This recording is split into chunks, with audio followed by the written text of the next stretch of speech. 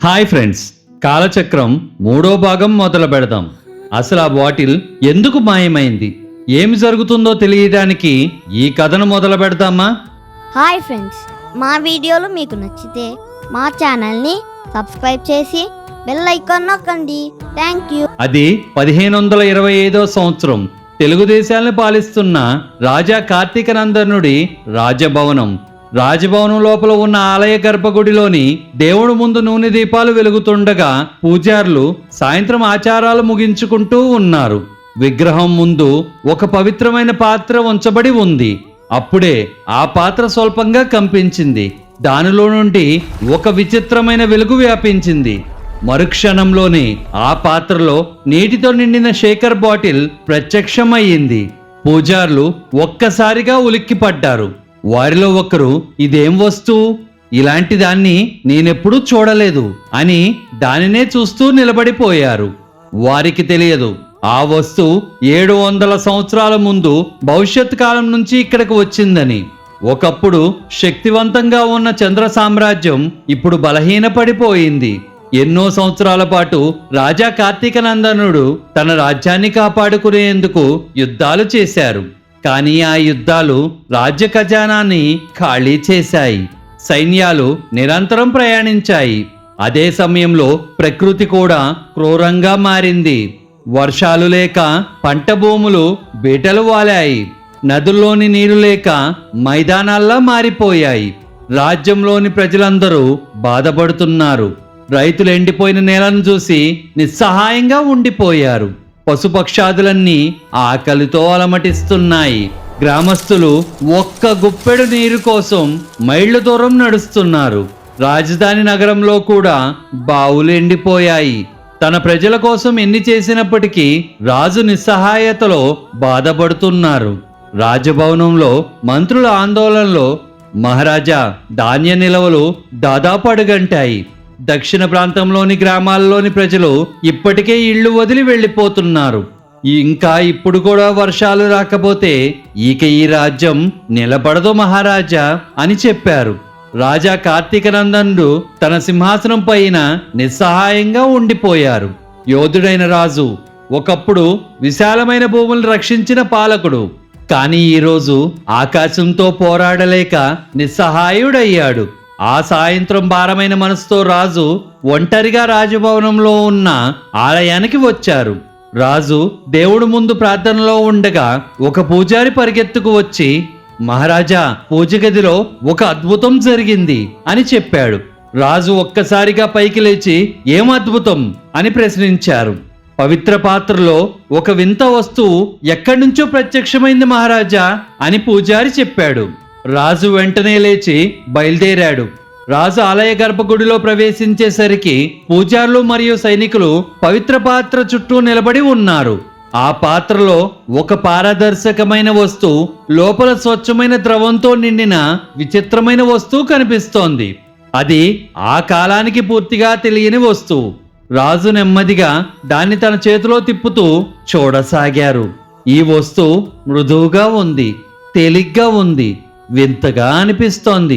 అతను దాన్ని జాగ్రత్తగా పరిశీలించి కొంతసేపు ప్రయత్నించిన తర్వాత దాని మూత ఎలా తెరవాలో అర్థం చేసుకున్నారు.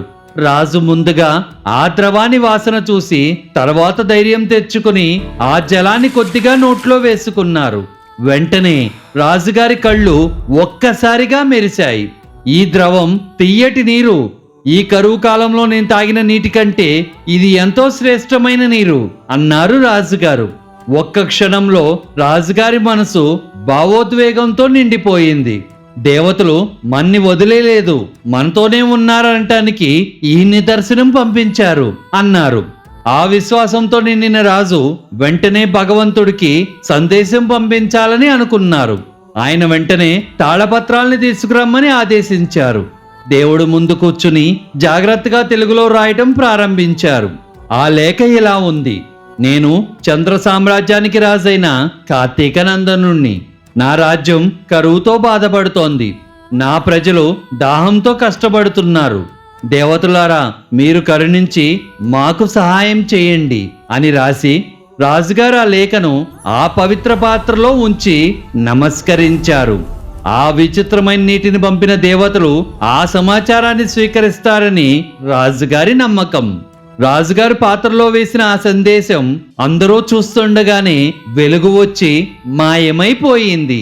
పూజారులు ఆశ్చర్యంతో చూస్తూ నిలబడి ఉండిపోయారు. వారిలో ఎవ్వరికీ తెలియదు ఆ సందేశం దేవుడి వద్దకు వెళ్ళడం లేదని, అది భవిష్యత్ కాలానికి ప్రయాణించి శేఖర్కి చేరుతుందని వారికి తెలియదు. ప్రస్తుత కాలంలో శేఖర్ ఇంట్లో నిశ్శబ్దం అలముకుని ఉంది. తన తల్లిని చూసుకుని తిరిగి గదిలోకి వచ్చిన శేఖర్ టేబుల్ పైన ఉంచిన పాత్ర వైపు వచ్చాడు. దగ్గరికి వెళ్ళాక అతనికి తేడా అనిపించింది. కొద్దిసేపటి క్రితమే తాను నీటి బాటిల్ని ఆ పాత్రలో ఉంచిన విషయం అతనికి గుర్తుంది. కానీ ఇప్పుడు ఆ బాటిల్ అక్కడ కనిపించడం లేదు. దాని స్థానంలో ఒక తాళ్లపత్ర లేక ఆ పాత్రలో పడి ఉంది. ఈ దృశ్యం చూసిన శేఖర్ ఒక్కసారిగా ఆశ్చర్యానికి గురయ్యాడు. నెమ్మదిగా ఆ లేఖను తీసుకుని జాగ్రత్తగా పరిశీలించసాగాడు. దానిలో తెలుగులో రాయబడి ఉంది. శేఖర్ ఆ తాళపత్రాన్ని చూస్తుంటే అతని చేతులు కంపించసాగాయి. ఆ లేఖలోని మాటలను శేఖర్ మళ్ళీ మళ్ళీ చదవసాగాడు. అతని ముఖంలో అయోమయం పెరగసాగింది. ఒక రాజు దేవతలను సహాయం అడుగుతున్నాడా అనే ఆలోచన అతని మనసులో పెరిగిపోసాగింది. వెంటనే అతను మళ్ళీ ఆ పాత్ర వైపు చూశాడు. ఇది సాధారణమైన విషయం కాదు. ఏదో అసాధ్యం జరిగినట్లు శేఖర్కి నమ్మకం కలిగింది.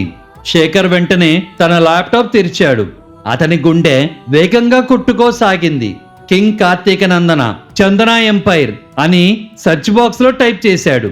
వెంటనే అనేక చారిత్రక సమాచారం స్క్రీన్ పైన కనిపించడం ప్రారంభమైంది. పురాతన రికార్డులు, ఆలయ శాసనాలు, చరిత్రకారుల వ్యాసాలు. వాటిని ఒక్కొక్కటిగా పరిశీలిస్తూ ఉండగా ఒక ముఖ్యమైన విషయం అతన్ని ఒక్కసారిగా కుదిపేసింది. ఆ రాజు కార్తీక నందనుడు సుమారు 1525 సంవత్సరంలో ఆంధ్రప్రదేశ్ని పరిపాలించాడని స్పష్టంగా కనిపిస్తోంది.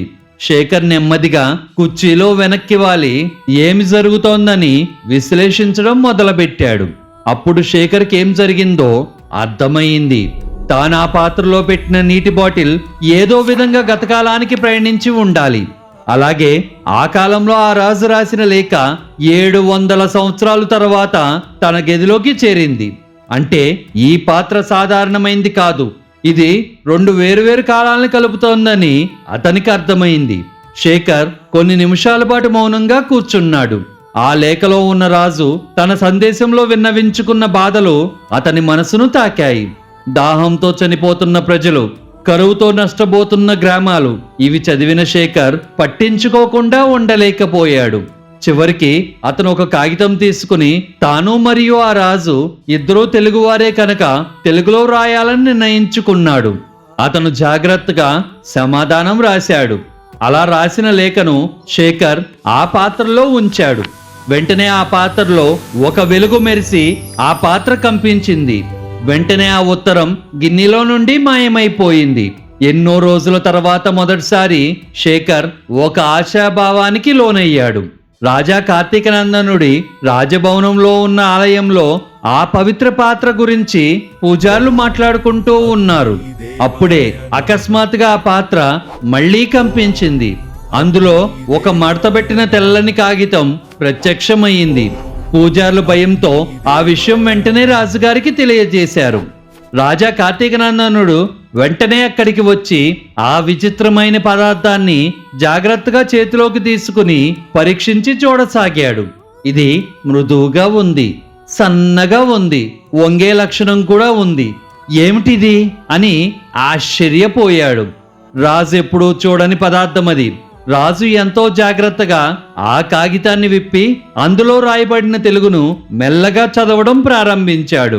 నేను దేవుణ్ణి కాను. నేను మీ భవిష్యత్తులో ఉన్న ఒక సామాన్య మనిషిని. మీ లేఖ నాకు ఒక రహస్య పాత్ర ద్వారా వచ్చింది. ఇప్పుడు మీరు ఉన్నది ఏ సంవత్సరం, ఏ నెల అని రాసి ఉంది. రాజా సందేశాన్ని మళ్ళీ చదివారు. రాజుకు ఆ సందేశం అర్థం కావటానికి కొంత సమయం పట్టింది. భవిష్యత్ నుంచి వచ్చిన సందేశం అన్న ఆలోచన మొదట అతనికి అసాధ్యం అనిపించింది. కానీ ఆ విచిత్రమైన నీటితో నిండిన పాత్ర మరియు అతని చేతిలో ఉన్న ఈ అపురూపమైన కాగితం, ఇవన్నీ కలిపి చూస్తే సందేహానికి అవకాశం లేదని ఇది నిజమని రాజుగారు అర్థం చేసుకున్నారు. చివరికి రాజు ఆ సందేశానికి సమాధానం పంపించాలని నిర్ణయించుకున్నారు.